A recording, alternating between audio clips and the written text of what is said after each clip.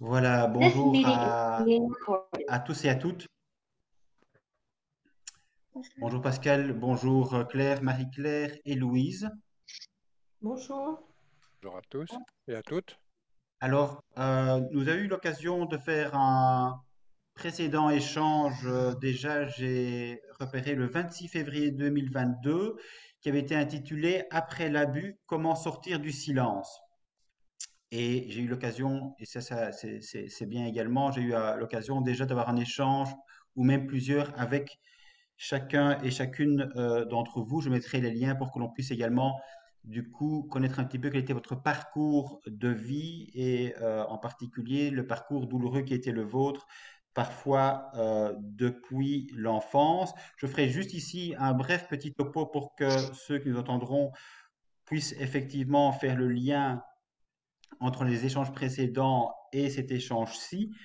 Claire Maximova, tu as écrit un livre en fait intitulé La tyrannie du silence. J'étais carmélite et un prêtre m'a violée. Marie-Claire Sylvestre, tu as écrit également un livre intitulé Mon chemin, celui du silence. Tu as en effet subi une agression sexuelle petite fille de la part d'un prêtre, membre de la famille. Louise Victoire, tu as également écrit un livre intitulé La vie malgré nous. Tu as dû surmonter l'inceste et un premier compagnon, disais-tu, alcoolique et violent. Et toi, notre ami Pascal Roucourt, tu as notamment écrit un livre de poèmes intitulé Tanga Kamaru, qui Kamanu, retrace donc la Tang, reconquête de l'amour et de l'identité. Amour et identité, tous deux bafoués par des agressions sexuelles que tu as effectivement également connues malheureusement dans ta plus tendre enfance.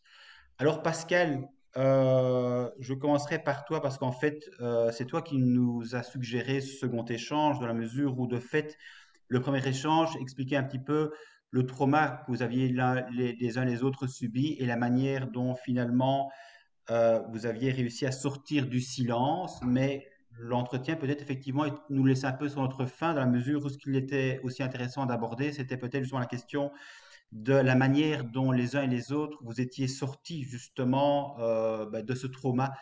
Il y a l'effondrement, d'une part, l'effondrement psychique que l'on vit lorsqu'on vit des maltraitances extrêmement fortes, et puis de fait, il y a, on peut l'espérer pour certains en tout cas, un espoir et donc effectivement une manière de sortir de ce trauma. Et l'idée était du coup d'échanger ensemble et de montrer peut-être à ceux qui nous écouteront effectivement comment les uns et les autres ont réussi finalement à faire ce chemin de retour, si je puis dire, vers la vie. Mais avant de te laisser la parole, Pascal et les autres, je souhaiterais lire un bref extrait d'un livre d'Alice Miller intitulé Le drame de l'enfant doué. Et je vous demanderai les uns et les autres de bien vouloir réagir par rapport à ce court extrait. Pour se défendre du sentiment d'abandon vécu dans la petite enfance, l'adulte dispose d'un grand nombre de mécanismes. À côté du simple déni, nous trouvons le plus souvent le combat perpétuel, épuisant pour assouvir les besoins refoulés et depuis lors pervertis à l'aide de symboles. Drogue, groupe, culte de toutes sortes, perversion. Les intellectualisations sont également fréquentes car elles offrent une protection très fiable qui peut cependant avoir des effets funestes si le corps, comme c'est le cas dans les maladies graves, prend les commandes. Alors, avant justement d'examiner la sortie du trauma, en tout cas le début de la sortie, quels sont justement ces mécanismes peut-être qui ont été mis en place dans un premier temps pour essayer de survivre précisément à ce trauma? Pascal? merci. Oui, donc par rapport à ma suggestion, maintenant ici tu me déroutes un petit peu parce que moi je n'ai pas terminé toute l'analyse qui me permet de reconstituer le chemin de l'enfant que j'étais, puisque les premières agressions se sont situées à l'âge de 4 ans.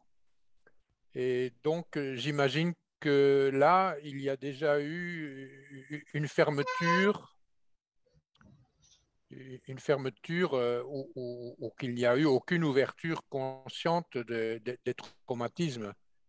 Donc, sur la longueur du travail et des années, j'ai pu découvrir qu'en réalité, les premières agressions avaient eu lieu à l'âge de 4 ans, mais quand j'ai émergé un peu de toute cette vie souterraine, je n'en étais pas du tout conscient. Donc, j'ignore encore en grande partie quelles ont été, pour ce qui me concerne, les étapes de sortie du déni, puisque quand on va consulter, effectivement, on peut recouvrer des souvenirs comme ça de la petite enfance qui apparaissent parce qu'on est, on est en dialogue avec une personne, quel que soit son titre et sa formation, qui vous aide à, à libérer tous ces chapitres qui ont été renfermés. Mhm. Mais en même temps, justement, la question était peut-être aussi par rapport à Alice Miller, quels sont les mécanismes que chacun met en place justement pour essayer de survivre dans un premier temps. C'est-à-dire qu'il n'y a pas un travail, je dirais, qui est fait sur le trauma, mais il y a d'abord effectivement une sorte de désir de ne pas être confronté au trauma. Et donc, on met des mécanismes en place précisément pour éviter d'aller là où ça fait mal. Alors, dans mon cas, ce qui était le plus perceptible, effectivement, donc que là, il n'y a pas eu de refoulement, il n'y a pas eu de déni, c'était la violence physique et verbale de mon géniteur qui s'est imposée très très tôt. Et donc, par exemple, à l'âge de 4 ans, par exemple, ça, je me souvenais déjà très précisément d'avoir été violemment frappé, notamment au visage. Et ça, c'est une espèce de photo que j'ai conservée toujours parce que ma mère est arrivée sur les lieux à ce moment et donc elle s'est indignée. Et si je n'ai pas beaucoup de souvenirs de la petite enfance, ce souvenir-là, je l'avais conservé. Et donc, il m'était en même temps facile et en même temps, je veux dire que cet aspect des traumatismes a caché l'autre. C'est-à-dire que pour moi, la première chose qui était dommageable, c'était d'avoir été frappé, d'avoir été traité avec violence. Et cette violence, elle s'est maintenue tout le temps. Donc, c'était une personne très autocrate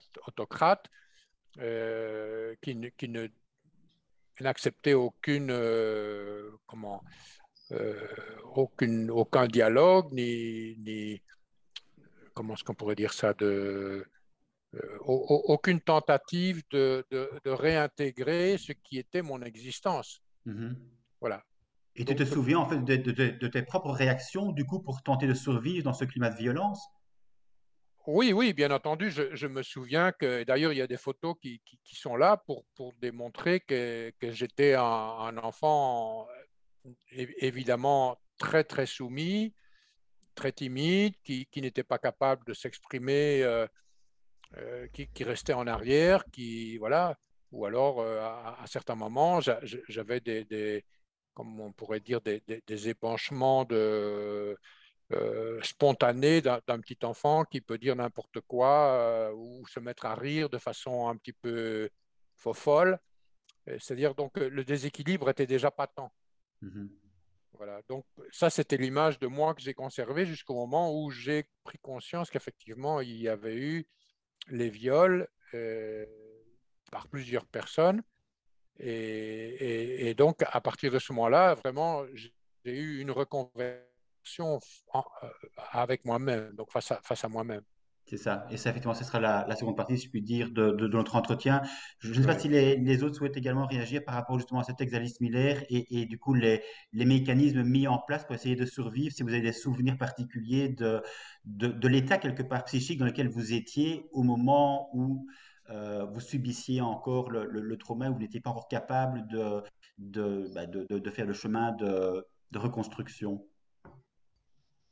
Moi, pour en revenir à ce que disait Pascal, et vu que ça a commencé également depuis la très tendre enfance, très rapidement, on met un espèce de mécanisme comme un robot, une sauvegarde. On se détache en fin de compte tout ce qui peut nous rendre heureux, puisque quelque part, être dans cette violence est le seul moyen d'exister. J'en étais arrivée à presque... Les violences que ma mère me faisait subir en est presque devenues normales parce que je préférais ça plutôt que d'être ignorée. L'ignorance, c'était une seconde mort. Et donc, je préférais encore prendre des coups plutôt qu'elle ne me regarde même pas. Le fait qu'elle passe à côté de moi en ignorant totalement mon existence, le simple fait que je respire ou m'oublier dans le placard, était pour moi encore pire. Donc, j'étais même prête à provoquer les violences de ma mère. Quelque part, prendre une gifle ou un coup me rendait vivante. Donc, j'en étais, moi, au contraire, presque plus parfois dans l'agression. Je cherchais ça, je cherchais le contact. C'était une forme d'exister. C'est ça. Moi, c'est Et l'inverse. Plus mon corps, ouais, je crois que plus mon corps d'ailleurs me faisait mal, plus j'avais ce sentiment d'exister. Moi, c'est l'inverse. Bon, je me souviens pas d'avoir été battue beaucoup par ma mère. Bon, il y avait quelques gifles par-ci, par-là. Mais au bout d'un moment, quand elle s'est remariée, je me souviens que c'est devenu, mais vraiment, quand j'ai risqué la rencontrer comme ça par hasard dans la ville, le premier mouvement était mince. Et moi, j'ai préféré plutôt dépasser inaperçu qu'elle me voit. Donc, tu vois, c'est un peu l'inverse. plutôt une attitude d'évitement. Hmm. Oui, je pense que c'est par rapport à l'âge aussi. C'est possible, oui. Parce que par contre, oui, une fois adulte, le simple fait, éventuellement moi, de la croiser, me mettait dans des crises d'angoisse phénoménales. Parce qu'en plus, pendant certaines périodes, on a habité exactement le même quartier, à 2 bâtiments d'écart. Et l'idée de pouvoir la croiser, oui, me mettait dans des crises d'angoisse absolument terribles. Alors qu'enfant, non, j'étais dans le sens inverse. Donc je pense que c'est une évolution par rapport à la vie ce qu'on a subi et l'âge qui fait que Oui, justement, on réagit. ouais, parce que l'enfant, enfin, plus l'enfance est tendre, plus on a besoin de cet amour des mères qu'on ne peut C'est pas ça. recevoir par ailleurs. Et on peut pas réfléchir, on ne peut pas rationaliser. C'est vraiment, c'est notre Dieu, c'est notre source, c'est notre espoir, c'est notre tout.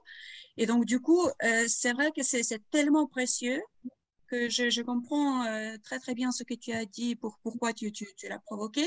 En même temps, moi, je crois que dans la tendre enfance, j'avais quand même l'amour de mes proches, l'amour de ma mère.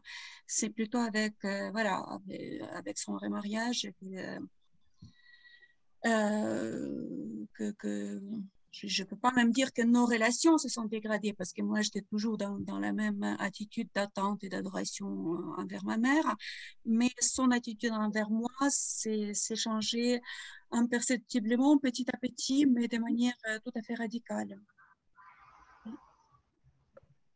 Personnellement, c'est autre chose puisque c'était un prêtre oncle, donc c'est pas mes parents. Moi, je pense que j'étais complètement dissociée, c'est-à-dire qu'il y avait cette petite fille qui subissait et qui savait très bien qu'elle n'avait aucune porte de sortie. Donc, en fait, oui, je pense que j'étais dissociée. Mon esprit partait complètement ailleurs, et ça tout le temps, tout le temps. Le trois quarts du temps, j'étais dans la lune, on me l'a reproché des milliers de fois. Voilà, je partais dans mes histoires personnelles, mes rêves. C'est la dissociation qui a fait qu'en fait, j'ai survécu, je pense.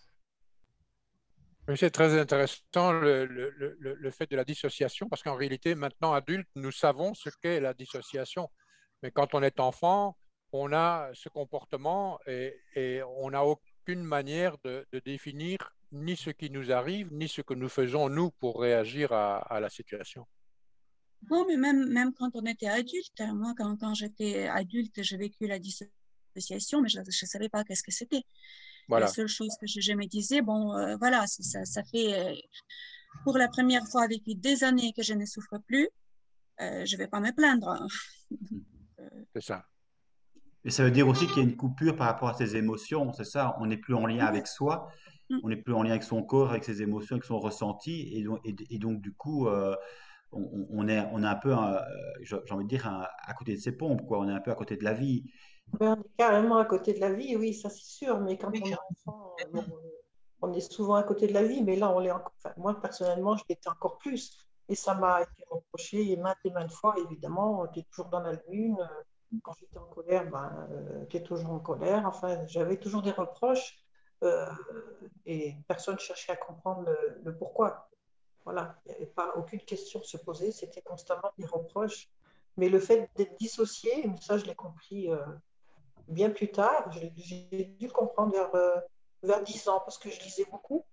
Et je me suis dit, ah, j'ai trouvé, j'ai trouvé, j'ai une raison. En fait, j'ai jamais eu tort de vivre comme ça.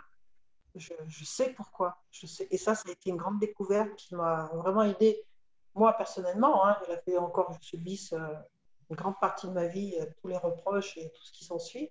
Mais pour moi, personnellement, ça a été une grande découverte de connaître ce que c'est exactement la dissociation.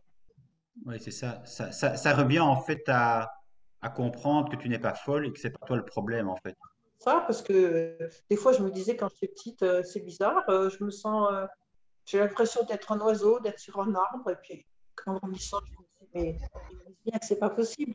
Alors, il y a l'incompréhension et c'est très torturant aussi pour un enfant de ne pas comprendre ça. Parce qu'en fait, on se dit, on n'est pas comme les autres, on ne réagit pas comme les autres, on nous reproche sans cesse cette façon d'être, alors qu'en fait, c'est tout à fait normal, c'est la survie, en fait. C'est la survie. Le fait que nous subissions des reproches, c'est aussi une stratégie. Il est évident qu'à partir du moment où on est exploité sexuellement, il y a en même temps une attitude stratégique de nous démolir, c'est-à-dire que on fait en sorte que nous ne puissions pas nous exprimer, ce qui serait très dangereux pour les bourreaux. Donc, l'accumulation des reproches, elle est systématique. C'est comme pour moi le fait d'être frappé, ben, ça voulait dire que de toute façon, c'était moi la personne fautive. Et donc, on retourne contre la victime la responsabilité du crime.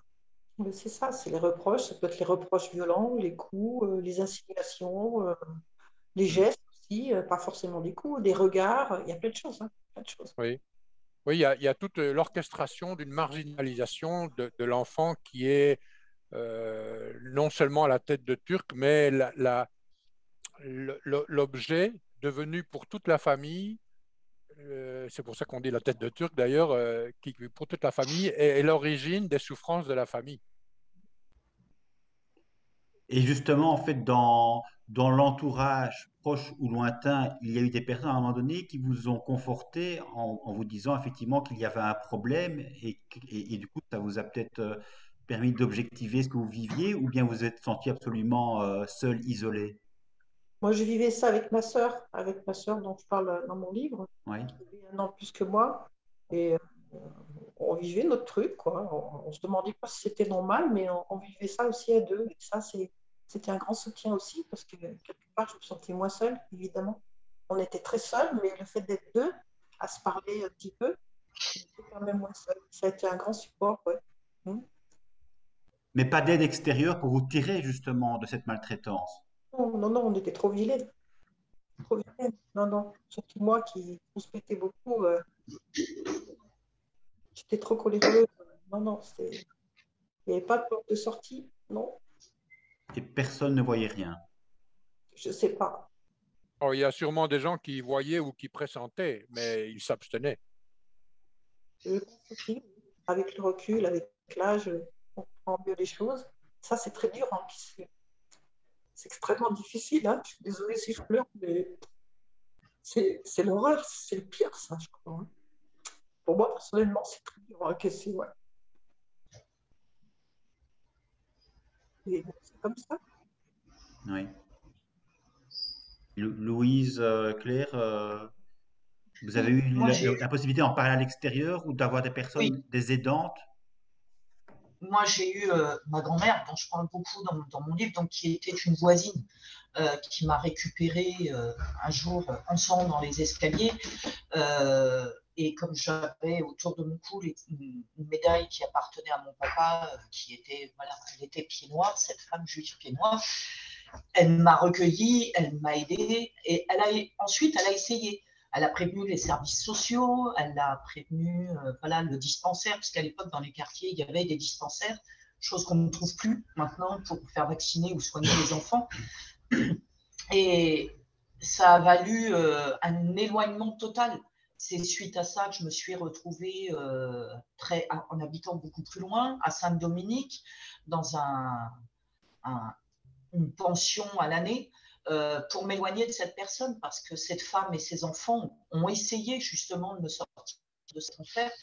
Et on a tout fait pour dire, déjà, ce n'était pas des gens de la famille, c'était juste des voisins, c'était au quartier. Et ma mère a fait en sorte, oui, d'éloigner ces gens-là de moi très vite, très très vite. Donc, en fin de compte, après eux, j'ai eu pendant une longue période personne. J'étais de nouveau seule. On voit dans beaucoup de dossiers de ce genre de dysfonctionnement familial que les familles déménagent très vite quand ils se rendent compte que des voisins ont perçu une situation anormale. Tout à fait, oui. On va dire en 9 ans, on a déménagé 17 fois. Ouf. Donc, on n'avait pas le temps de défaire les cartons. Hein. Les cartons étaient posés et remmenés ailleurs. Donc, sur le court-circuit, malgré tout, du même département, il y a eu une période, ouais, en 9 ans, on a déménagé 17 fois parce que la discrétion de ma mère et de son conjoint n'étant pas du tout là, très, très vite, des fois, on restait 3 semaines à un endroit et on repartait parce que les voisins voyaient, essayaient d'intervenir, venaient même les trouver en leur disant je ne comprends pas l'attitude de Louise, c'est bizarre. Et dans le coup, elle sentait le danger arriver et on repartait. Ouais. C'était pour le temps pour elle de se construire une réputation qu'elle l'a fait très rapidement après. Elle a pris de l'expérience. Donc, quelque temps après, elle a réussi à se construire une réputation de mère intouchable et de femme du monde intouchable. Donc, ça démontre bien que les personnes donc bourreaux, en réalité, sont parfaitement conscientes de ce qu'elles font. Tout à fait. Tout à fait. Là-dessus, je suis entièrement d'accord. Et toi, Claire, tu disais dans ton livre effectivement que tu étais abusée par un prêtre. Tu as eu à un moment donné le sentiment d'avoir un soutien, de pouvoir en parler, d'avoir été aidée, ou bien tu es resté complètement cloisonné, je dirais, en toi-même par rapport à ces viols? Complètement cloisonnée pour la simple raison que je comprenais pas ce qui s'est passé. Je comprenais que c'était absolument inacceptable. Parce que j'étais consacrée, parce que lui, il était prêtre, parce qu'il savait surtout tout sur ma vocation. Donc, il savait que c'était absolument pas mon problème dans le sens que si j'ai sorti du Carmel, je suis pas sortie pour me marier, j'étais sortie au contraire pour trouver une vie plus proche de ce que je voyais comme idéal de la vie carmélitaine, de la vie consacrée, plus de solitude, plus de prière. Et ce que lui comptait sur sa vocation, c'est pareil. J'étais tellement dans la dissonance cognitive entre ce qu'il disait et ce qu'il faisait, que je ne comprenais pas ce qui s'est passé. Et comme il fallait tout expliquer, que tout s'expliquait, que tout arrivait par la volonté de Dieu, évidemment, c'est ce que je croyais à l'époque. Donc, j'essayais de le comprendre. Et comme à chaque fois, quand il arrivait, il préparait l'avancement dans les abus, dans les agressions, il me sortait un petit choc, enfin un petit ou un grand, par exemple. À un moment donné, il m'avait dit qu'il était violé par son frère, et là, j'aurais jamais imaginé. Et en plus, il m'avait dit qu'il avait des relations avec des femmes avant d'entrer au monastère, et après, il me dit qu'il n'a jamais connu des femmes, uniquement des hommes. Et donc là, à aucun moment, même un tiers de seconde, je n'arrivais pas à me dire, il m'a menti alors. soit elle m'a menti avant, soit elle me ment maintenant. J'essayais juste de comprendre qu'est-ce qu'il avait dit. Et donc, j'ai essayé de trouver les solutions, j'ai trouvé des explications, je les trouvées, évidemment. Et même si c'était complètement faux, mais c'est une autre discussion. Et donc, j'ai gardé ceci comme, comme un trauma incroyable, comme je dirais même pas une humiliation, parce qu'humiliation, c'est quelque chose qui, dans le dogma catholique, c'est quelque chose qu'il faut chercher parce que ça fait de toi une personne humble et donc une personne sainte. C'était quelque chose de tout à fait autre hein, que ce que j'ai vécu. Et la façon dont je vais expliquer ce qui s'est passé, c'est que voilà, c'est un prêtre qui est vraiment, qui veut vivre sa vie de sainteté, mais il est tellement traumatisé par les viols qu'il a vécu dans son enfance que du coup, Dieu, d'ailleurs ce qu'il disait en toutes lettres, que Dieu m'a donné à lui pour qu'il puisse guérir. C'est pas quelque chose qui est écrit dans le catéchisme de l'Église catholique, mais comme c'était quelque chose qui me permettait de survivre et d'avoir un semblant du sens de la raison, j'ai accepté ça. Et donc, comme c'était son secret, je pouvais en parler à personne. J'ai gardé son secret parce que je voulais le protéger lui.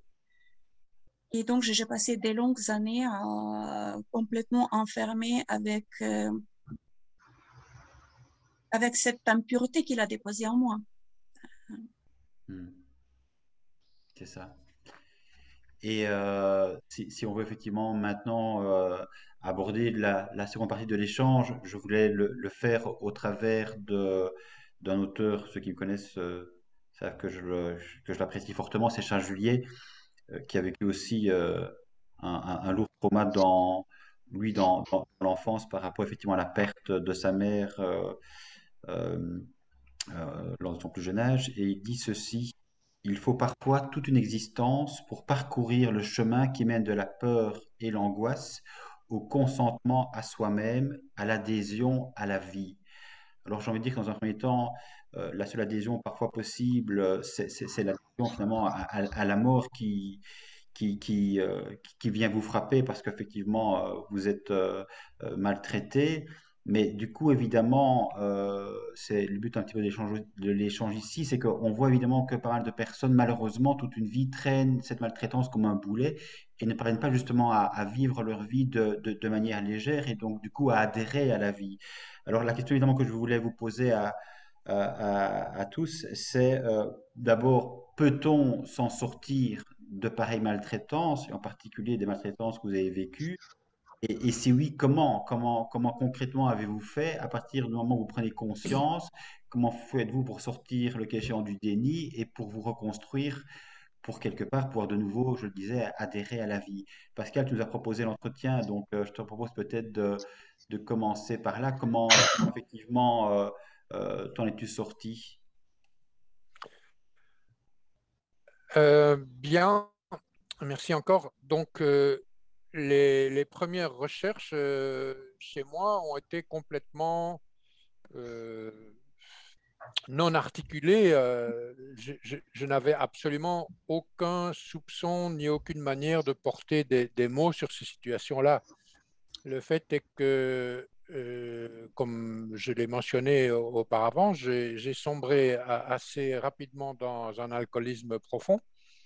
Et j'ai constaté les comportements et les attitudes de personnes qui me rejoignaient dans ces épreuves-là, et notamment dans leur famille.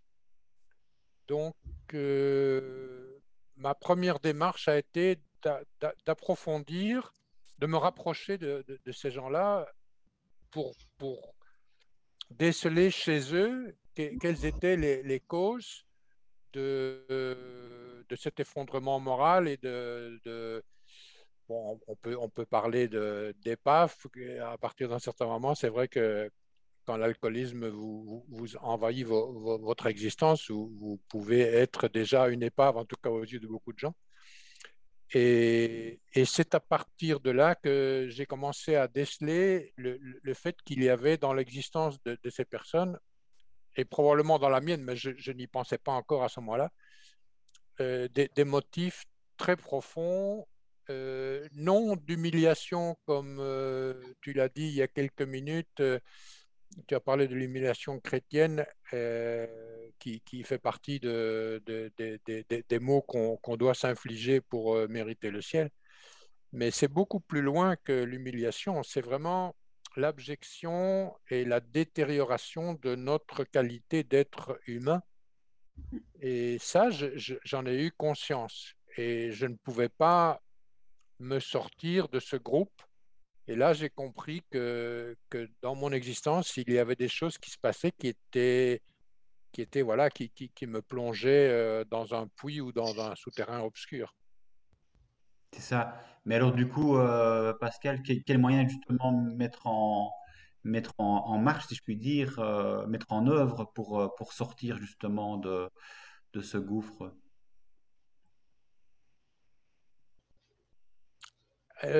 Disons que à partir de là, j'ai commencé à chercher de l'aide.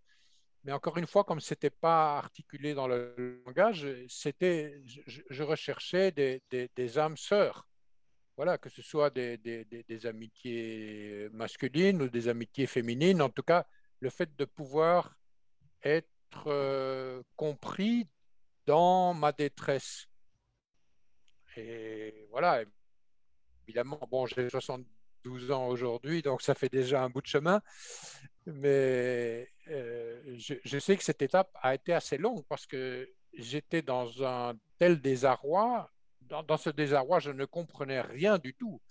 Donc, je ne comprenais pas pourquoi j'étais motif de coups. Je ne comprenais pas pourquoi j'étais motif de maltraitance psychologique, puisque j'étais effectivement le mouton noir de la famille.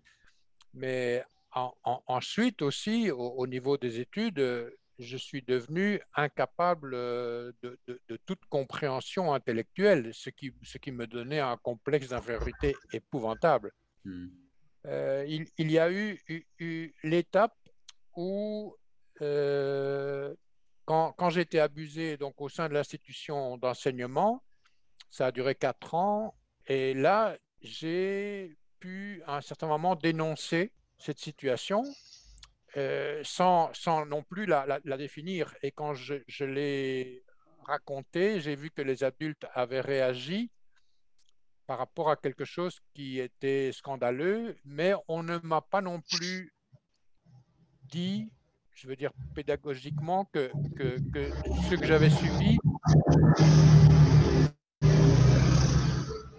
j'avais subi, était des agressions sexuelles. On n'a pas parlé d'abus sexuels, on a parlé de rien. On a fait cesser les abus. Moi, je suis tombé malade pendant 3 mois. Je n'ai pas pu continuer de suivre les cours. Jamais, quand j'ai posé des questions par la suite, on ne m'a dit quelle était cette maladie qui avait duré 3 mois et qui m'avait tenu à la maison enfermé. Et donc, de suite, ainsi, tout était obscur et chaotique. Qu'est-ce qui s'est passé un peu plus tard, un médecin ami de notre famille m'a révélé que les enseignants avaient dit, puisqu'il y avait eu des réunions avec ce médecin, que les enseignants avaient dit que moi, j'étais cet enfant qui avait séduit le professeur. Et donc, c'était moi qui incarnais, encore une fois, toute l'indignité de la situation. Et donc, j'ai été exclu de l'institut d'enseignement, alors que le professeur qui avait d'autres victimes dans le même institut et ailleurs, lui, il a continué à donner ses cours.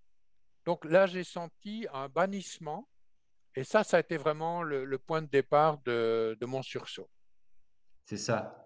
Mais tu disais le point de ton sursaut, le fait aussi qu'il y ait des amitiés qui ont pu être nouées, ce qui n'est pas forcément évident quand on vit un trauma et qu'on est justement enfermé en soi, avoir des relations avec les autres, c'est s'ouvrir aux autres, c'est pas forcément compatible, je dirais, avec ce qui a été subi justement et ce qui est parfois aussi une honte et on porte parfois aussi la culpabilité sur ses épaules, donc on ne va pas forcément s'ouvrir de ce qu'on a vécu auprès d'autres personnes qui pourtant seraient effectivement les plus à même à nous rejoindre, à être un soutien et à nous sortir de l'isolement. Donc ça, il y a l'amitié. Je sais pas si pour d'autres personnes, il y a eu des liens également d'amitié qui ont été extrêmement précieux pour sortir justement de cet isolement et éventuellement s'il y a eu d'autres moyens mis en œuvre, thérapeutiques ou autres, qui sont aussi des moyens d'être soutenus dans cette sortie du gouffre. Alors, personnellement, moi, c'est en fait le suicide de mon frère qui a fait remonter à la surface. Et ensuite, le décès de ma sœur, quelques années après, ça a été le plus gros choc. Et je me suis dit, mais il y a 2 mois, je vais peut-être y passer. Peut-être qu'il faudra que je me prenne en main. Enfin, c'était ça le déclencheur. C'est terrible, mais c'est ça. Et j'ai dit, il faut que je trouve un moyen. Donc, j'ai bougé pendant plusieurs années. Puis c'est à ce moment-là que l'affaire Prena est sortie à Lyon. Donc, il y avait un site et tout. Donc, je me suis inscrite. Et j'ai vu que je n'étais pas la seule dans ce cas-là. Ça m'a permis un petit peu de m'ouvrir un petit peu à tout ça. Et puis, j'ai commencé à témoigner anonymement. Et après, j'ai commencé à mettre mon nom. J'ai fait des recherches dans le diocèse. Et puis, je me suis aperçue que j'avais qui ont complètement disparu. C'est hallucinant. J'étais vraiment dissociée, quoi. J'ai des pans, mes sœurs me disent comment ça se fait que tu ne te rappelles pas de ça et de ça. Je ne me rappelle pas. Elles ne comprennent pas pourquoi. Et là, je me suis dit, ouais, j'ai un problème. J'ai un grave problème. C'est soit je me mets à la tâche, soit j'y passe moi aussi. Et j'ai commencé donc à témoigner un petit peu, à, à faire ce que je pouvais toute seule, en fait. Et je me suis dit, il va falloir que je m'isole, que vraiment je reconstruise mon histoire parce qu'il y a des morceaux que j'ai perdus. Il faut absolument que je les retrouve, sinon je vais péter les plombs, je vais devenir dingue ou me suicider. J'en étais là, en fait. Hein. Et c'est comme ça que je me suis dit, ça fait longtemps que tu passes à écrire un livre, donc fais-le. Je vais essayer et je suis partie comme ça. Et après, j'ai témoigné un petit peu, visage découvert et tout. J'ai commencé avec toi, Pascal. Et voilà comment en gros, hein, la base, c'est ça. Pouvoir sortir du silence, c'est ça. Et essayer d'être un petit peu plus dans la vie qu'en dehors. Donc en fait, pour toi, Marie-Claire, le fait de pouvoir témoigner justement de ton vécu et le fait de te rendre compte qu'il y avait également dans ta famille d'autres personnes proches qui avaient été également violées, ça t'a vraiment aidé aussi à prendre conscience d'une part et du coup avoir cette impulsion nécessaire pour te reconstruire. Et donc ces témoignages que tu as effectivement eu l'occasion de faire dans la presse, ça a véritablement été je dirais une sortie du déni et une aide presque thérapeutique. En fait, quand on passe à notre histoire, quelque part, personnellement, on se dit, c'est pas moi. Pareil, la dissociation, c'est pas moi qui ai vécu ça. Et quand on la restitue, soit dans un livre ou en radio, ou comme maintenant, c'est moi. C'est ce fameux moi qui a été complètement piétiné, qui revient en fait. Donc là, c'est un sentiment énorme j'ai énormément avancé, j'ai énormément gagné et de pouvoir reconstituer mon moi, je le dis dans mon livre. Bon, il y a des morceaux que j'ai perdus à vie, hein, ça c'est sûr et certain, mais les 3 quarts sont retrouvés et ça c'est une sacrée revanche. Ouais. Mhm. Louise, peut-être, quels sont Je rejoins. finalement les moyens mis en œuvre précisément pour te reconstruire? C'est vrai que je rejoins Marie-Claire sur le fait d'écrire, c'est se retrouver soi-même.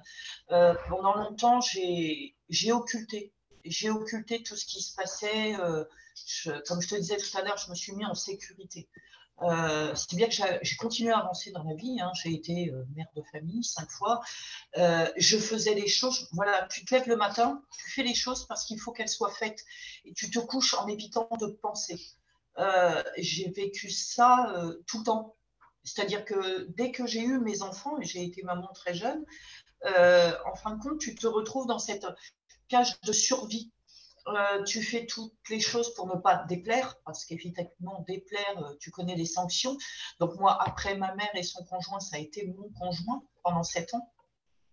Donc tu te protèges, mais tu protèges surtout tes enfants. D'un seul coup, tu passes à un instinct de protection. Donc je ne pensais plus à moi. J'étais passée à autre chose. Et si bien tout ce que je subissais ou que je vivais, je l'occultais de façon à protéger mes enfants. Je ne leur en parlais pas, je ne leur montrais pas, même s'ils voyaient parfois des traces de coups ou autres, mais je me forçais à garder ce sourire en leur disant tout va bien. Et je ne pouvais pas infliger à mes enfants l'horreur que moi je subissais. Et donc, si bien que j'ai gardé ça, mais longtemps, tellement longtemps que ça a duré jusqu'à l'âge de 44 ans. C'est-à-dire que de la violence physique, je suis passée à la violence morale ou psychologique par un manipulateur. On te met en cloche et on fait de toi ce que l'on a envie, on t'humilie si on en a envie, sans jamais te lever la main dessus parce que c'est pas bien. Mais même cette humiliation-là, par rapport à tout ce que j'avais vécu, quelque part, c'était bénin. C'était presque rien. J'avais un travail, j'avais maison, mes enfants étaient à l'abri, ne manquaient de rien. Donc à chaque fois, c'était mes enfants, mes enfants. Je m'étais focalisée là-dessus, complètement. Et ça a duré des années. Après, ce qui a fait que, c'est oui, petit à petit, malgré tout, les enfants grandissent. Ils s'éloignent donc de toi, ils ont leur vie, leurs copains, voilà, ils sortent. Donc avec le temps, tu commences à te retrouver seul, et seul face à toi-même. Et là, ça devient douloureux. Et on sombre sans vraiment s'en rendre compte dans une espèce de dépression qui nous mange de l'intérieur. Donc, malgré les 6 tentatives de suicide que j'avais fait avant, là, j'avais pas cette envie de suicide, mais j'avais cette envie de mourir. Jusqu'au jour où, oui, j'ai rencontré une personne qui a été à l'écoute et qui m'a dit faut t'en aller, faut fuir, faut changer de vie, faut te reprendre en main parce que tu mérites de vivre. Et je ne sais pas cette force où est-ce que j'ai été la puiser, mais je suis partie, j'ai fini par partir. Et depuis, cette personne m'aide à me reconstruire, jour après jour. Ça a été très, très dur au début. Et en plus, c'est la première personne qui a accepté de réellement entendre et écouter ce qui m'était arrivé.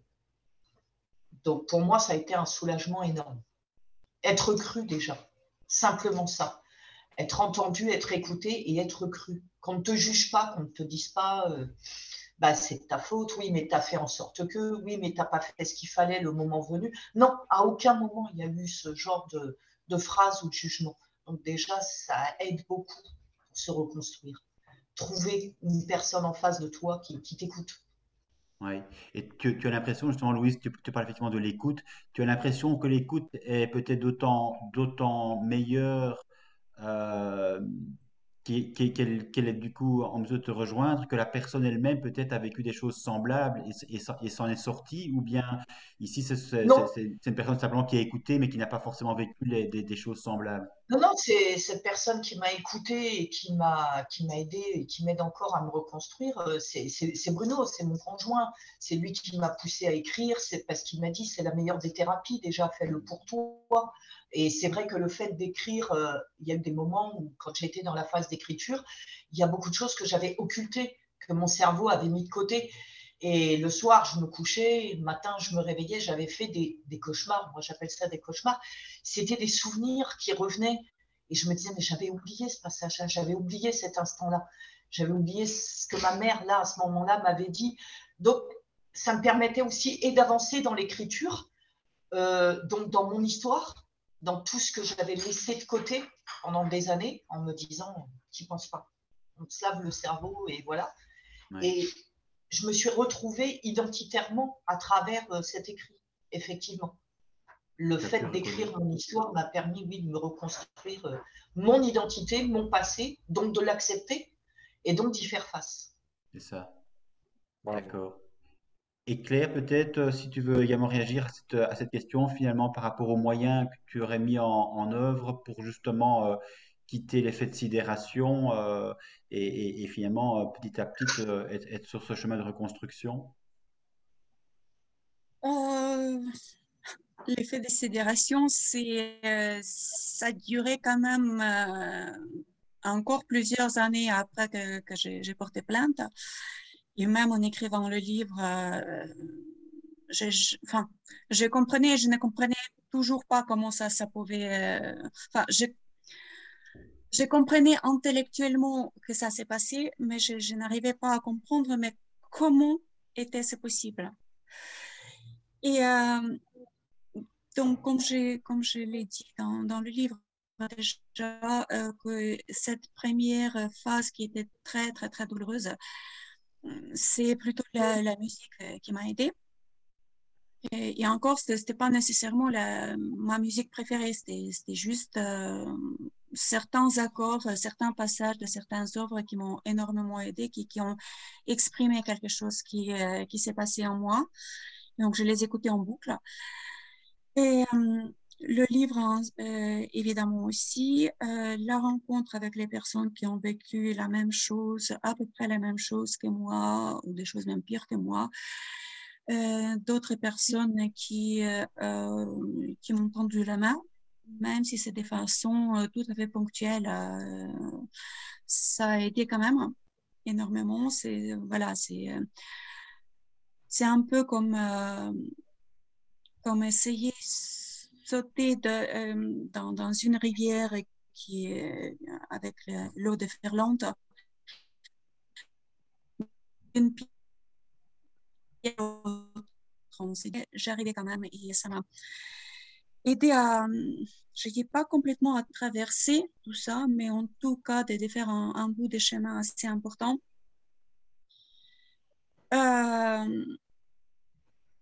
De me libérer. Et même, je ne dirais pas que j'ai fait des efforts pour me libérer. C'est tombé à un moment donné à peu près tout seul. Cette vision uniforme du monde que j'ai eue pendant des années que j'étais catholique. Je ne dis pas que, même aujourd'hui, je ne pourrais pas dire que tout ce que j'ai vécu dans l'Église catholique, c'était négatif. Non, il y avait de très, très belles choses. Il y avait aussi le fait que accepter cette vision du monde, ça m'a aidé à me détacher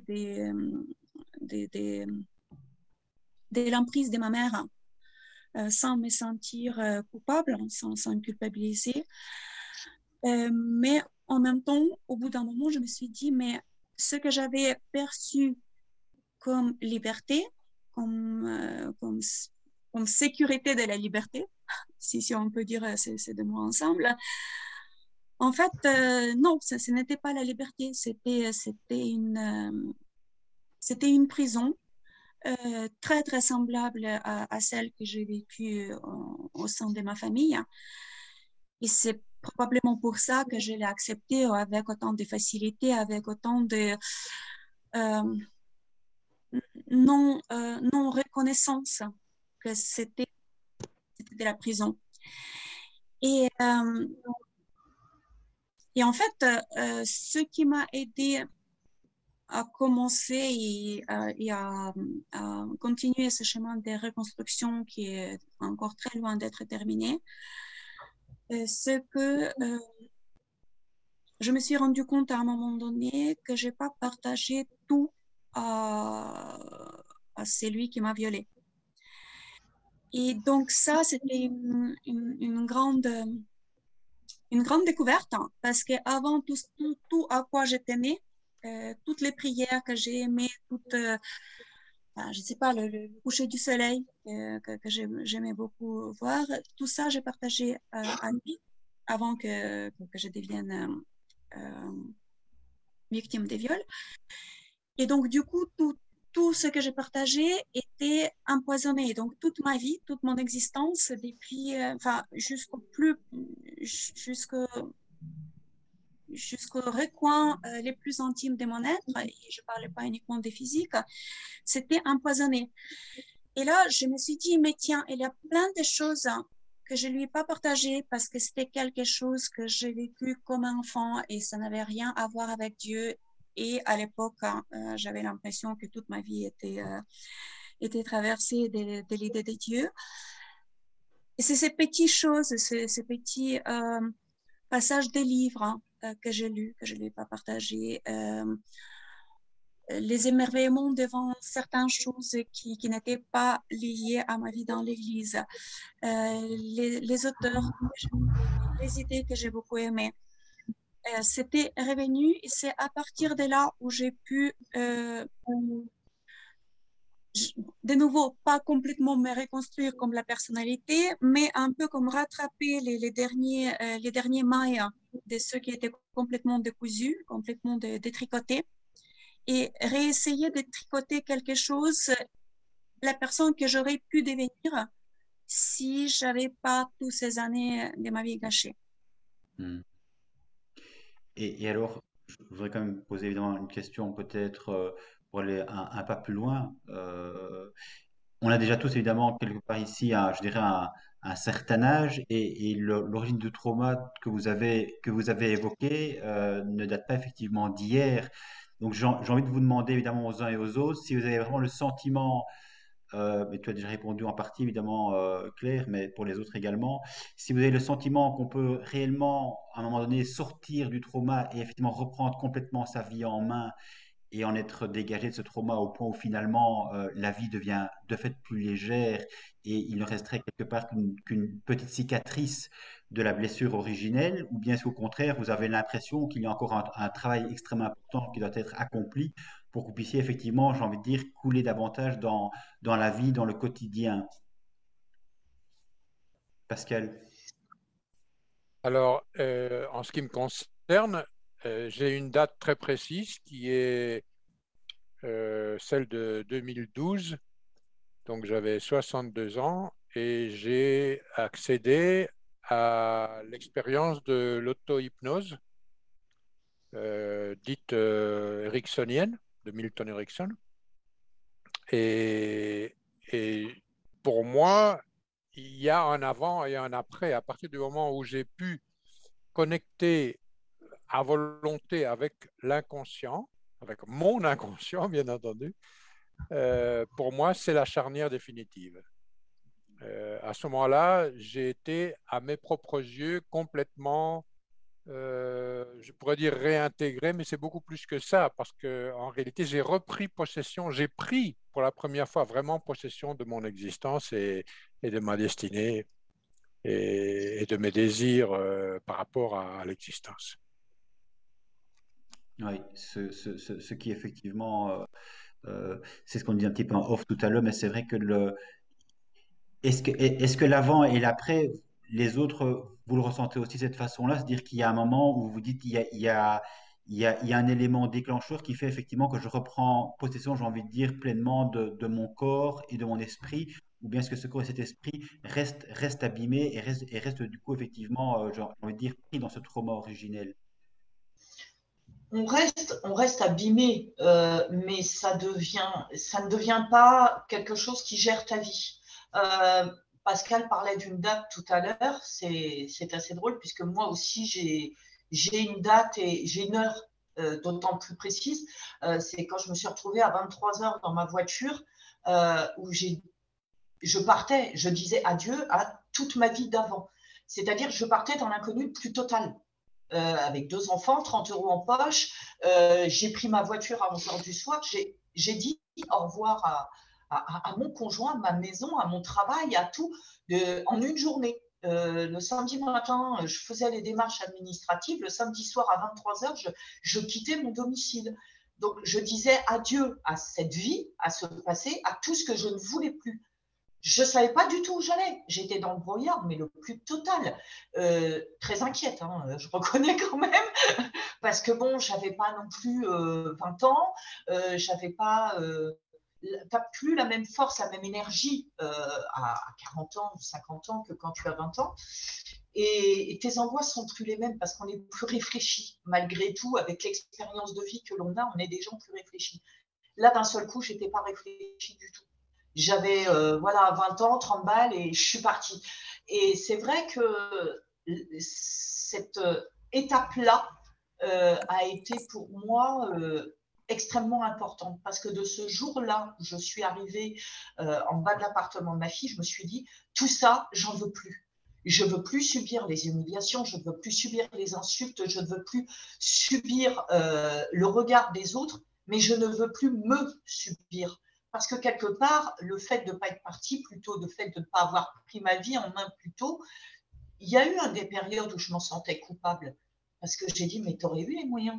Tu avais un travail, tu avais, tes enfants, tu avais tout. Qui t'empêchait de partir et de recommencer ta vie, de commencer à vivre? C'est juste que je n'étais pas prête. Ce n'était pas le bon moment, certainement. Et le fait d'un seul coup de dire, bah, ça y est, c'est terminé, stop, je veux vivre pour moi, en fonction de ce que je désire moi et de ce que j'attends moi de moi-même et pas des autres. C'est pour ça que ça a été après un chemin, on va dire, pendant 8 mois où je me suis cherchée. J'ai cherché les réponses de ce que je voulais de la vie et surtout de tout ce que je ne voulais plus. Donc, j'ai fait des choix. Et les choix ont été, en 8 mois, été carrément, je change de département, voilà, j'ai tout changé. J'ai entièrement tourné une page de ma vie. Et après, j'ai commencé à me reconstruire avec mon moi intérieur. Une fois que j'ai été prête à franchir ce cap. Oui, mais c'est intéressant ce que tu dis aussi parce que c'est une chose évidemment, Louise, je dirais de quitter le milieu violent pour précisément pouvoir tourner une page, mais en même temps, évidemment, tu as été, je dirais, soumise, tu as été violentée pendant des années. Et tu le disais tout à l'heure, ça veut dire aussi forcément du coup que ton identité elle-même a été brisée, a été brimée, a été soumise, a été violée. Et donc, quitter ce milieu violent, c'est une chose, mais il y a tout ce que tu as subi, évidemment, qui doit être du coup, tu dois te réapproprier ta vie, ton être, et tu dois te reconstruire. Et du coup, par rapport à cette reconstruction-là, tu as vraiment l'impression que, elle est maintenant accomplie et que Non, de fait, tu non, peux pas vivre encore. de manière beaucoup plus légère ou comment ça se passe? Alors, je vis de façon plus légère parce que je suis déjà quelqu'un qui a, je veux dire, je suis d'un naturel optimiste. Même enfant, je le dis souvent d'ailleurs dans mon livre, quand on me posait des questions, quand mes amis, les fleurs de bitume, me posaient des questions ou autres, je leur disais, rien n'est grave, même pas la mort. J'avais toujours ce côté, on va dire, un peu désinvolte, même par rapport à tout ce qui m'arrivait, c'était de toujours prendre le bon côté des choses, d'être optimiste, de me dire, ça ira mieux demain, c'est pas grave. Voilà. Et puis, avec le temps, même après, par rapport au viol, il y a eu même des périodes où je disais, une bonne douche et ça se verra plus. Et je regardais mon bourreau pour lui dire dans les yeux. Donc j'avais ce côté provocateur de toute façon et de personnes qui a envie de vivre malgré eux. C'était même pas malgré nous, voilà. C'était vraiment, je vivais malgré eux.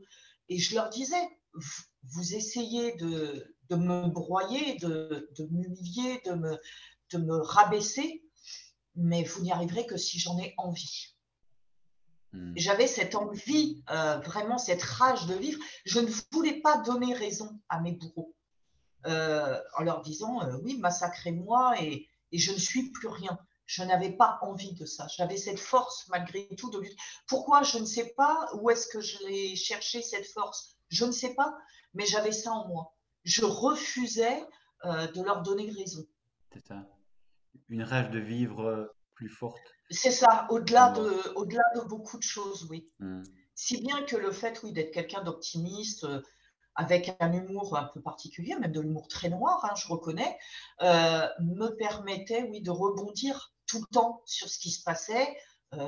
J'étais dehors, quand je me suis retrouvée à la rue, je me suis fait des amis. Donc, j'ai connu le côté caché, même des SDF, des gens qu'on ne voit pas, des invisibles. Ça m'a permis aussi de connaître ces gens-là. Le fait d'être bénévole dans les associations pour des enfants ou des femmes victimes de violences, ben, je me rendais utile parce que oui, je pouvais les croire, je pouvais les écouter.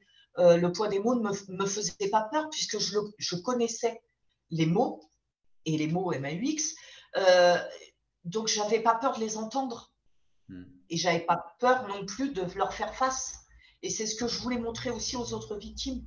Donc, non, j'ai toujours été dans cette rage de vivre malgré tout ce qui pouvait me tomber dessus. D'accord. Et peut-être Claire et Marie-Claire, vous avez l'impression d'avoir déjà fait un long chemin depuis les violences subies. Vous avez l'impression d'en être sorti. Comment vous définiriez votre situation actuelle? Un long chemin, c'est certain. C'est certain. Sinon, je pense que personnellement, je ne serais pas là aujourd'hui. Euh, un grand chemin personnel, certainement, oui. Ouais. Avec beaucoup de contraintes, beaucoup de douleurs, beaucoup de choix aussi. Obligé de faire des choix très difficiles. Mais je pense que c'est arrivé au grand nombre de victimes, hein, comme Louise, voilà, de trancher. Tiens, ben, si aujourd'hui j'ai décidé que et je ne retourne pas en arrière. C'est exactement ça. Il y a un jour précis, une heure précise. Ça, c'est très étonnant. Moi, c'était entre Noël et jour de l'an. Bon, c'est comme ça. Et je me suis dit, là, je bouge. Je vais faire ça, ça et ça. Je ne reviendrai pas en arrière. Ça s'est passé comme ça. Alors, dire que je suis loin de mes traumatismes, oui, j'en suis quand même, m'en suis beaucoup éloignée, ça c'est certain. J'ai beaucoup compris beaucoup de choses, j'ai analysé beaucoup de choses, des choses que je ne pourrais jamais savoir ni maîtriser. J'accepte, c'est comme ça, il faut accepter cette part-là de ne pas savoir, de ne pas comprendre. Mais en grande partie, j'ai compris et analysé beaucoup de choses. Et de ce fait, je me suis renforcée. Et c'est vrai que quelquefois, quand on entend euh, des réflexions ou dans la rue ou même à la télévision, il y a des choses qui, je pense qu'on est sensible à tous les discours qu'on entend sur les agressions, sur les viols, sur les maltraitances et tout. On a bien sûr une sensibilité très pointue là-dessus. Il y a des choses qui nous mettent en rage et il faut faire attention parce que, enfin, moi, il faut que je fasse attention personnellement parce que ça ravive quelquefois Hmm. une souffrance. Mais il faut que je me dise, c'est comme ça, c'est pas ton histoire, c'est pas évident, hein, parce qu'on ne peut pas être indifférent non plus. C'est pas ton histoire, tu peux pas faire grand-chose. Si tu peux faire une chose, fais-la, mais c'est pas toi qui va changer le mode de fonctionnement du monde entier. Ça, C'est ça. je l'ai accepté, je l'ai travaillé il n'y a pas longtemps et ça permet quand même de ne pas non plus porter tout le poids des souffrances des autres. Il faut être à l'écoute, mais ne pas porter non plus le poids de la souffrance. C'est ça. Il faut une juste distance Oui, entre soi et les autres pour ne pas non plus être complètement phagocyté par les malheurs des autres, dont vous êtes peut-être plus sensible aussi du fait de votre propre trauma aussi. Mais tu parlais de manière extrêmement claire aussi de ce mécanisme de dissociation, justement, qui est précisément le fait de se mettre à l'écart finalement de ces émotions dans un mode de survie. Là, tu as vraiment le sentiment maintenant d'avoir pris conscience de cette dissociation et d'avoir réussi à refaire corps, je dirais, avec toi et de ne plus être dissocié, ou bien tu as le sentiment encore quand même à certains moments de vivre dans une situation où tu sens encore que tu n'es pas complètement, j'ai envie de dire, en phase avec tes émotions, tes sentiments, le quotidien à vivre. je pense que je suis plus dissociée. Je pense simplement que j'ai une sensibilité extrêmement aiguë par rapport à ce que je disais tout à l'heure, au fait qu'il faut que je fasse attention à ne pas porter le poids des souffrances Hmm, des autres, être dans la bienveillance et l'écoute, mais sans s'approprier les douleurs. Et c'est extrêmement difficile quand on a vécu les mêmes souffrances. Hein. C'est difficile, hein, c'est très difficile. Mais il faut que je sois vigilante là-dessus, oui. d'accord. Claire, tu veux peut-être aussi dire un mot?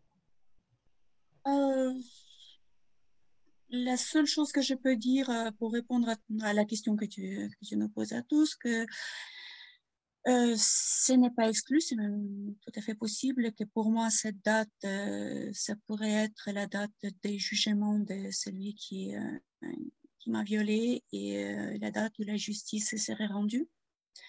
Ça, j'attends déjà depuis plusieurs années, très très longues années, c'est pénible. Mais je pense qu'à partir de cette date-là, je pourrais vraiment tourner la page.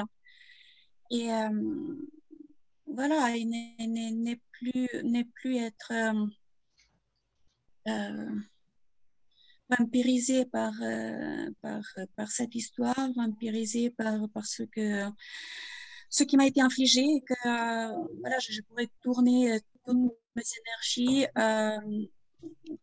pas uniquement à combattre le mal, ce que je pense que chacun de nous a le devoir de le faire, mais ceux qui l'ont vécu comme nous sont beaucoup plus conscients qu'une personne lambda, mais aussi de construire quelque chose, de beau, que les gens autour pourraient, voilà, que ça pourrait servir les gens autour, qu'ils pourraient en profiter et avoir leur vie plus facile, plus légère, plus belle et plus pleine de sens. Mhm. Je ne sais pas si peut-être on s'achemine tout doucement vers la fin.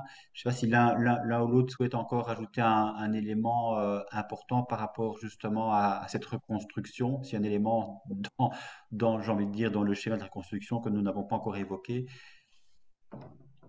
Je pense qu'il faut être vigilant. Enfin, pour moi, personnellement, je dois être vigilant parce que je suis solide, mais quand même, par moment c'est difficile. C'est difficile et c'est là qu'il faut que je redouble de vigilance envers moi-même, que je prenne soin de moi et que je me dise mais qu'est-ce qui se passe, que j'analyse ce qui se passe, quels sont les éléments qui ont déclenché le fait que je sois peut-être moins bien aujourd'hui, pourquoi, comment, et à partir de là, oui, j'arrive à maîtriser. Oui. Parfois difficilement, mais en général, j'y arrive. Oui. Je ne sais pas si quelqu'un d'autre veut encore dire un mot. Je pense que la Oui. protection de soi-même, comme Claire vient de le dire, effectivement, c'est absolument fondamental.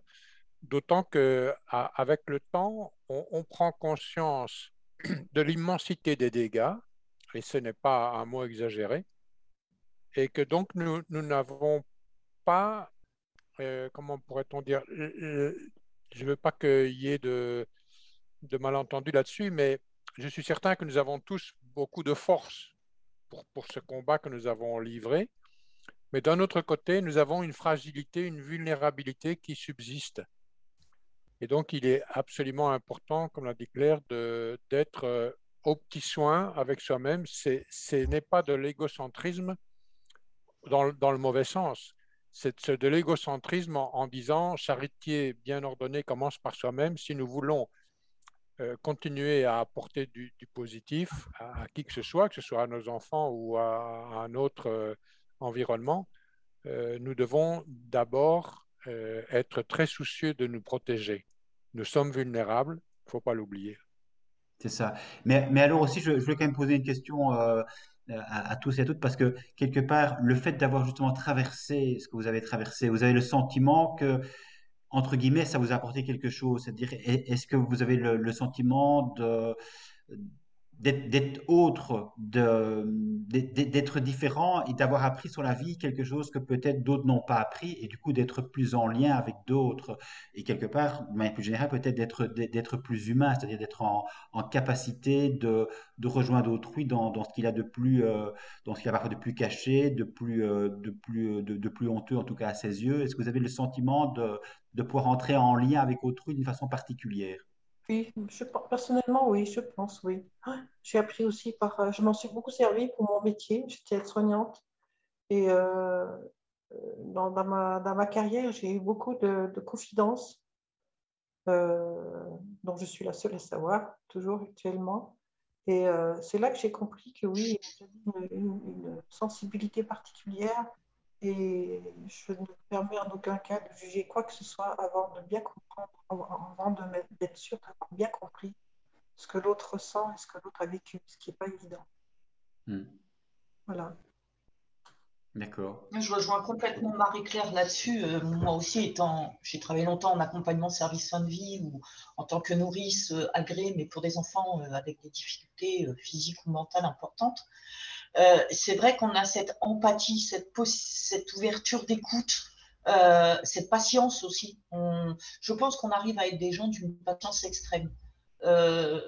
autant de par l'écoute, dans toutes les démarches que l'on fait, mais parce qu'on a besoin aussi, voilà, comme disait Pascal, de se protéger soi-même sans être égocentrique.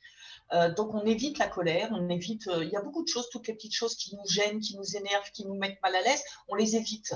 Et c'est vrai que c'est pas par méchanceté hein, ou pour s'éloigner des autres, mais c'est qu'on fait aussi beaucoup attention à soi. Mais oui, on a cette force d'écoute et cette patience d'écoute par rapport aux autres. Et de compréhension aussi, comme les Marie-Claire, oui, c'est vrai, on retrouve souvent des gens qui viennent facilement se confier vers nous. Alors au départ, on ne comprend pas toujours pourquoi on attire les gens comme des aimants. Moi, je le vois hein, par les réseaux sur Messenger, pas forcément que des lecteurs. J'ai aussi des gens qui savent ce que j'ai écrit, ils me le disent honnêtement, ils ne me liront pas, mais viennent me demander des conseils, ou des parents ou des amis viennent me dire est-ce que je peux m'entretenir un peu avec vous? J'ai rien demandé. Donc oui, on les attire, on attire cette confidence. Ouais. Ils savent que vous savez. Ouais. Voilà, L'expérience. c'est ça. Et Pascal, toi aussi, finalement. Parce que je pense que le travail que l'on exerce souvent est en lien évidemment avec l'enfance ou les difficultés qu'on a pu vivre effectivement à un moment ou à un autre. C'est rarement innocent un métier. On sait très bien qu'il y a pas mal de psychologues qui effectivement le sont parce qu'ils ont eu besoin de se découvrir, de se connaître et de ce fait-là effectivement ils ont envie du coup de mettre connaissance, j'ai envie de dire profonde, d'expérience personnelle au service des autres aussi. Donc les études évidemment sont orientés par le passé. Et tu parlais de l'hypnose, Pascal, c'est effectivement quelque chose qui te Euh, tient à cœur. oui, oui, c'est-à-dire, moi, comme Louise, j'ai travaillé dans la paix et danse et ce n'est pas uniquement et exclusivement l'hypnose comme si c'était la panacée. Je veux dire que pour mettre des mots très clairs, fondamentalement, c'est plutôt l'écoute rogérienne qui est la base dans la pérédance. Tous les gens qui travaillent en pérédance savent qu'il faut savoir laisser venir les gens, comme l'a dit Louise, donc, ou comme Marie-Claire aussi. Donc, effectivement, les gens, intuitivement, ils comprennent qu'on est ouvert. Et donc, ça rejoint ce qu'on appelle l'écoute rogérienne, c'est-à-dire qu'à partir des choses qu'ils nous confient, on a un moyen de réaction qui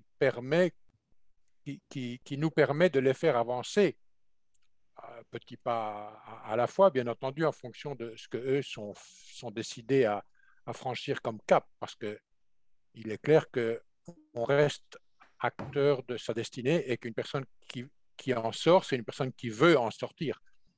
Et comme je posais la question tout à fait au début de l'entretien, effectivement, il y a des gens qui ont peur de changer. Et donc, malheureusement, ce sont des gens qui vont rester plus longtemps prisonniers ou prisonnières de ces dégâts qu'on leur a infligés. Voilà. Donc, en ce qui concerne l'auto-hypnose, évidemment, c'est enseigner à ces personnes la capacité d'entrer elles-mêmes directement en communication avec leur inconscient, mais ça demande une formation quand même.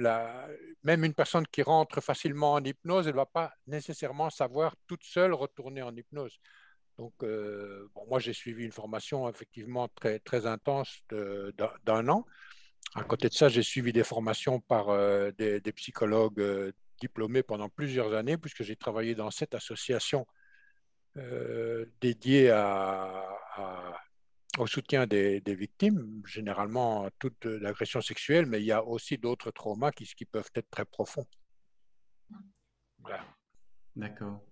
Mais écoutez, on va en terminer tout doucement vers là, mais je voudrais quand même poser une dernière question qui paraît essentielle par rapport évidemment à ceux qui nous écouteront, celles et ceux qui nous écouteront. C'est si vous aviez quelque part un conseil à donner en fonction de votre propre expérience, en sachant précisément que sortir d'un trauma, c'est un long chemin, c'est pas en un claquement de doigts que ça se fait, et que certains effectivement sont encore au fond du gouffre et parfois ont le sentiment que jamais ils n'en sortiront et que finalement ils restent très profondément blessés au point où finalement la vie reste un poids et ils se posent la question de savoir si finalement un jour ils pourront vivre comme, j'ai envie de dire, comme n'importe qui n'aurait pas subi un trauma. Est-ce que vous aviez un conseil à donner à ces personnes-là, une sorte d'aide, une sorte d'espérance, euh, de se dire que tout n'est pas effectivement fini avec ce qu'ils vivent actuellement? Qu'est-ce que vous leur diriez? En fait, moi, je vais plutôt commencer à répondre à la question que tu as posée à nous tous et auquel je n'ai pas répondu. Pour un, parce que tu ne m'as pas donné la parole. Euh, pour deux, C'est un oubli, c'est pas voilà. volontaire. Et la seconde question, c'est que voilà, je craignais fortement de jurer avec tout ce que vous avez dit parce que c'était super joli, super. Voilà, c'est bien, c'est ce que les gens ont besoin d'entendre. Et moi, aujourd'hui, je ne le signerai pas de cette manière. Pas parce que je mets en doute ce que vous dites, au contraire, mais c'est juste de mon point de vue, et ça n'engage que moi. Euh, il y a un risque que quand on regarde ça, on se dit, bah oui, finalement, c'était bien que j'ai vécu ce mal parce que ça a fait de moi une personne meilleure. Oui et non, dans le sens que moi, quand j'ai passé des années complètement renfermée sur mon traumatisme, c'est autant d'années où j'ai pas donné aux gens qui étaient autour de moi des tendresses, des connaissances, de l'acceptation. Toutes ces années où j'étais complètement sur les nerfs et où je me disais c'est impossible, je peux croire personne et je peux faire confiance à personne. C'est pas uniquement moi qui étais coupée de ces personnes, mais c'est aussi les personnes qui n'avaient pas mon oreille, mon regard, mon sourire. Et ça me rappelle un peu, il y avait un film, je ne me souviens même plus lequel, sur Holocauste, et il y avait une personne qui a posé la question à la survivante des camps de concentration, qu'est-ce que vous avez appris dans le camp de concentration? Et elle dit, mais c'est pas une école, on n'apprend rien dans le camp de concentration. On peut effectivement en sortir euh, meilleure personne que quand on est rentré, mais c'est pas fait pour, c'est fait pour détruire. Et moi, je pense que si j'étais éduquée, si on m'avait enseigné dès mon enfance comment me protéger, comment aimer moi-même, comment, voilà, comment être attentif aux autres. C'est quelque chose, enfin, être attentif aux autres, c'est quelque chose qui était toujours montré de caractère parce que justement, j'étais née pour les autres. Je n'avais pas la valeur en moi-même. Et, mais si on m'avait enseigné cette valeur de moi-même dès mon petite enfance, on n'a pas besoin de passer par les traumatismes pour devenir quelqu'un de bien, pour devenir quelqu'un de gentil. Je pense que franchement aussi, Louise Victoire, Marie-Claire, Pascal, je pense que si vous êtes gentil, c'est que vous étiez gentil avant les viols. Parce que celui qui a vécu le viol et qui m'a violée par la suite, il n'est pas devenu gentil. Et c'est pas parce qu'il a vécu le viol que ça l'a aidé à devenir personne meilleure, bien au contraire. Voilà. Et donc, si on revient à ta dernière question, quel conseil on peut donner, moi je dirais, c'est déjà de voir si on peut faire quelque chose du point de vue médical, parce que ma psychologue m'a très longtemps conseillé de prendre des antidépresseurs et je voulais absolument pas, pour des raisons diverses et variées. Mais c'est vrai que quand on a trouvé vraiment ce qui m'aide, ça aide. Ça aide rien que pour le départ. C'est un peu comme quand on veut, quand on veut se remettre un peu en forme, on a commencé à courir et on n'a plus du tout d'énergie, on ne commencera pas à courir. Et c'est le cercle vicieux. Donc, il faut un petit départ, rien que celui-ci. Et ensuite, bon voilà, c'est tout simple, c'est à revenir à ce que vous avez dit, c'est s'aimer soi-même déjà, à commencer par s'aimer soi-même. Et quand on s'aime soi-même et quand on a suffisamment de joie de vivre, hein, on peut commencer à l'offrir aux autres, hein. Et c'est là où le cercle vertueux va commencer. D'accord. Magnifique. Merci Claire. Marie-Claire, Louise, un mot par rapport à ce qui pourrait éventuellement venir en aide aux personnes qui traverseraient des choses similaires aux vôtres? C'est difficile. Moi, je dirais. Pardon. Pardon, vas-y, Marie-Claire. Bon, je disais, c'est difficile quand même, hein. C'est difficile parce que il faut connaître l'histoire avant de donner des conseils. Et encore, les conseils ne sont pas forcément bons pour l'autre, hein, parce que c'est en fonction de ce qu'il est, de sa personnalité, de ce qu'il a vécu et de ses capacités. Donc, Mhm. on peut simplement dire qu'il faut que, surtout pas qu'il reste seul, qu'il soit entouré et puis qu'il trouve des ancrages, soit la parole, soit l'écriture, soit le dessin, un mode d'expression qui lui permette d'évacuer cette douleur. Voilà, que ce soit le sport, que ce soit la danse, la musique ou quelque chose comme ça. Et ensuite, il faut vraiment essayer de parler et d'exprimer avec des mots. D'accord. Louise, tu voulais dire quelque Ah, donc, chose peut-être? oui, donc je rejoins complètement Marie-Claire. Donner un conseil, c'est pas chaque personne étant différente, chaque vécu est différent, chaque ressenti est différent. Et ces personnes, si à ce moment-là sont au plus mal, leur donner un conseil, c'est pas facile. On y a été. On a été au plus mal et on a tous réagi, que ce soit Pascal, Claire ou Marie-Claire, de façon totalement différente. Mhm. Je veux dire, voilà, moi j'avais depuis bébé cette rage, voilà, ce sourire fixé sur le visage, alors que on aurait voulu que je pleure, et je pleurais mais en cachette.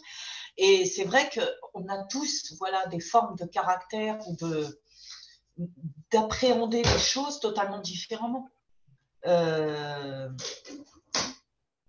On parlait tout à l'heure, voilà, des tentatives de suicide. Beaucoup de gens en font lorsqu'ils sont justement dans ce cercle vicieux où on les paralyse totalement d'être eux-mêmes, on les empêche de vivre et d'exister. Oui, je l'ai fait, et comme je dis, j'ai fait 6 tentatives de suicide. Je me suis rendu compte que j'étais pas douée. En plus, ça fait mal, donc tu vois, j'ai arrêté. Comme je dis, voilà, je fais mon humour bizarre. Certains ne se rateront pas. C'est difficile, même en tant qu'ancienne victime, à part leur dire, essayez de trouver une personne qui peut vous écouter, mais il faut déjà que la victime soit prête et ait envie de parler et envie de se confier. Mhm. Donc, c'est pas évident parce que le premier pas vient déjà de la victime elle-même. Non, même si on fait nos débats, tout ça, c'est vrai que ça les aide beaucoup. Ça peut peut-être, si elles nous regardent justement isolées dans leur coin en se disant, tiens, voilà, ça me donne envie d'aller trouver certaines personnes, de faire certaines choses. C'est tout. Pour l'instant, c'est tout ce qu'on peut faire. Parce que ces personnes-là, tant qu'elles n'auront pas le déclic, on ne peut pas aller les chercher et les forcer à vivre. Mhm. Peu importe la douleur, je veux dire que ce soit suite à un deuil, à un viol, à des violences, à autre, quelqu'un qui n'a plus envie de vivre, on ne peut pas l'obliger à vivre. Donc la seule chose, oui, effectivement, qu'on peut faire, c'est leur dire, bah, si vous avez envie, regardez-nous, écoutez-nous. Et si vous avez des questions, ouais, on est là éventuellement via les réseaux sociaux, Oui, via Messenger, via tout ça. N'hésitez pas à nous contacter. Ça veut dire que déjà, eux auront fait le premier pas d'avoir envie de parler. c'est ça, Et tout à fait. nous, on sera là pour leur répondre. Oui. Et j'espère évidemment pour ceux qui nous écouteront ultérieurement, le fait justement d'avoir l'occasion d'entendre d'autres témoignages et d'autres personnes effectivement qui ont longtemps cheminé avec justement, c'était un petit peu l'idée de voir chacun et chacune d'entre vous comment vous aviez réussi quelque part à cheminer et à ne plus être là où vous étiez au moment où le trauma, j'ai envie de dire, a surgi, ben voilà, effectivement, cette évolution, ça peut évidemment aussi en aider d'autres, de se dire c'est possible, parce que quand on est dans une situation d'effondrement, on a effectivement l'impression que c'est la fin du monde et qu'en réalité, on ne pourra jamais s'en sortir. Et voir d'autres personnes qui ont vécu évidemment des choses extrêmement graves, comme les vôtres, entre autres, ça permet évidemment aussi, si pas de relativiser, en tout cas de se dire qu'à un moment donné, peut-être que ce sera pour soi aussi le sursaut de vie et cette rage de vivre, on l'espère évidemment de tout cœur à ceux qui nous entendront. Et c'est vrai que parfois cette rage, elle est extrêmement puissante, même au fond du trou, on a encore cette force de se dire je suis encore prêt à tenir un jour et puis un deuxième et idéalement, parce que c'est ça peut-être le plus important aussi à un moment donné, d'oser tendre une main à quelqu'un qui effectivement est prêt, le cas échéant, à nous l'attendre et à refaire cette confiance qui parfois a été extrêmement meurtrie du fait même précisément d'avoir eu un lien toxique avec une personne rencontrée sur notre chemin ou un membre de la famille. Refaire confiance, renouer le lien. Je pense que le lien qui a été détruit à un moment donné, il peut de fait être à nouveau construit de manière saine grâce au lien avec autrui. Encore faut-il effectivement oser ce pari qui est de se jeter parfois dans le vide en refaisant confiance. Donc en tout cas, merci à vous pour cet échange et puis pour la confiance que vous êtes faite les uns aux autres en venant donc redire un petit peu ici pour la seconde fois votre expérience de vie, votre trajectoire et nous dire finalement qu'il est possible malgré tout de s'en sortir. Un Est-ce tout que grand je, merci. est-ce que je peux justement, pour la fin, lire un petit poème que j'ai écrit dans mon livre? Oui, je t'en prie. Euh, voilà, après, vous me direz si ça rejoint tout ce qu'on vient de dire. C'est elle. Elle a une fleur sur son chapeau.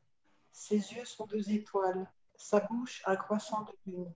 Son nez une porte ouverte. Ses mains un tourbillon. Elle ne ressemble pas à un être humain. Pourtant, celui-ci lui parle avec douceur ou avec rage. Elle peut être légère comme elle peut être lourde. Elle est parfumée comme la fleur sur son chapeau. Elle brille avec ses étoiles qui lui servent Dieu. Elle sourit avec sa bouche croissant de lune. Elle respire, se remplit. Son nez est une porte toujours ouverte. Elle entoure, réchauffe, console, frappe, berce avec ses mains tourbillons. Elle cache ses larmes dans les gouttes de pluie. Elle nous réveille quand nous sommes endormis. Elle est tout, surtout surprenante. Elle est là quand on ne l'attend plus. Son nom est unique, la vie. Oui, c'est un très beau texte. C'est un retour finalement aux émotions que nous offre la vie, précisément.